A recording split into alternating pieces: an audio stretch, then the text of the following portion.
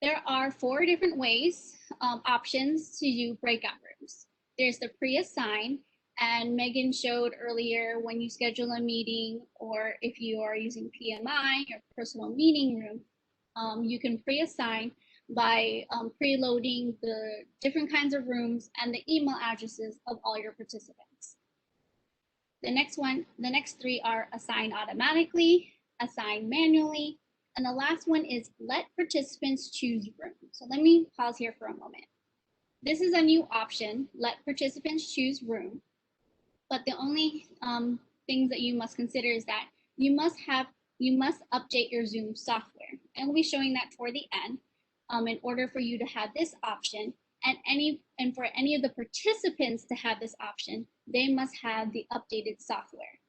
Unfortunately, it does not work on Chromebooks. So if students are using the Chromebooks, then you will have to still manually assign them to a room. Or you can have them chat you or let you know which room they would like to go in, and you can move them here. So just keep that in mind when using let participants choose room. I'm going to come back to my Zoom. So here is my Zoom, and I have here the icon breakout rooms. You will only see this icon if you turn it on in your settings. If this is not on your settings, then that means you need to end your meeting, go back, go into your settings and turn it on, toggle it on blue. I'm going to go ahead and select breakout rooms, and this is the first window you'll see. So I can choose how many rooms I want. So we have 4 of us, so I'm just going to do 3 just to show as an example. And then here's my 3 options: assign automatically, assign manually, let participants choose room. So if you did pre-assign, then it will automatically open the screen where it will show you everyone in their rooms. But I'm going to do assign automatically just to show you. I select create. Oops.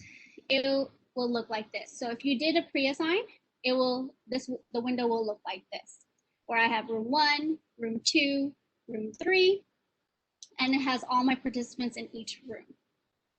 Anytime you have a participant that was not in your pre-assign, they will have a separate one where it says unassigned. So right now, these are my options. Even though it automatically assigned Megan to room 1, Clarissa to room 2, and Monica to room 3, I can still move them if I wanted to. It's like, oh no, I don't like Monica by herself. She needs to be with someone. So I can say move to, and then when I select move to, I can choose her to go to room 1, or I can select her to go to room 2. And now you see Monica move up to room 2.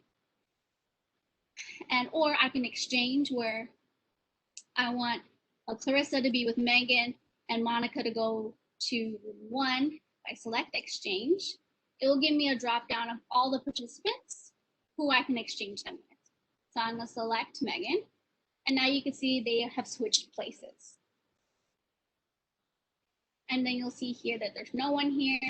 Anytime I select assign, it will give me a list of other participants that were not in a room. Also within here, I can also rename the room. So if it's room 1, but I want them to be my tiger room, if I like to use animals for my small groups. And this one could be my bunny room. And then the last one, I'll just name it birds room. So those are the ways how you can manipulate your participants in the different groups. And once I am done assigning them, I can always do recreate where I want to start from scratch. I can add another room, a 4th room if I wanted to, and it will populate here. And before I open all rooms, you'll see a little gear on the bottom left.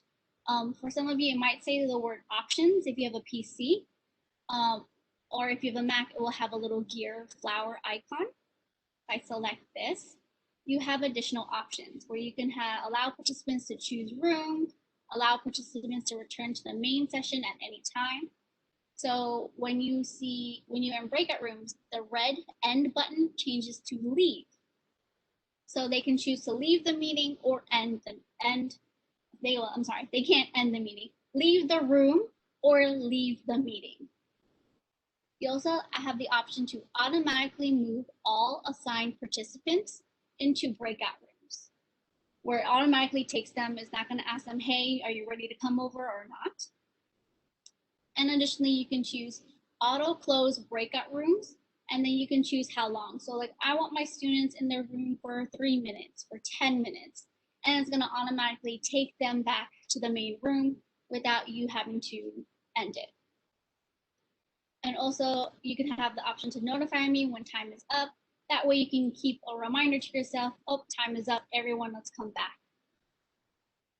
And then also you can have a countdown on when they are going to close the breakout rooms. So once I'm done selecting all of my options, I'm going to go ahead and select open all rooms.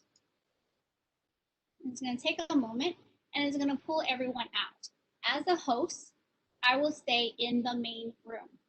And I can see that, oh, there is Monica in the tiger room. Here's Clarissa and Megan in the bunny room. And I can still move them anytime I want. Then as the host or the co-host, I can join any room. So if I have my mouse over the numbers, the numbers change to the words. So I have join, so I can click join and click yes. And now I'm here in the tiger room with Monica. Anytime I need to change something, I will select the breakout rooms button again, and I can go ahead and join the bunny room. Click join, select yes. So now I'm in the bunny room with Clarissa and Megan. Again, anytime that you need to make any changes or want to join another room, click breakout rooms. And just to show here, Megan did use a reaction button. It disappeared, but there's a reaction button where they can select an icon and it shows on their own tile. So if I click from view to gallery, you could see that Clarissa is clapping and Megan had a thumbs up.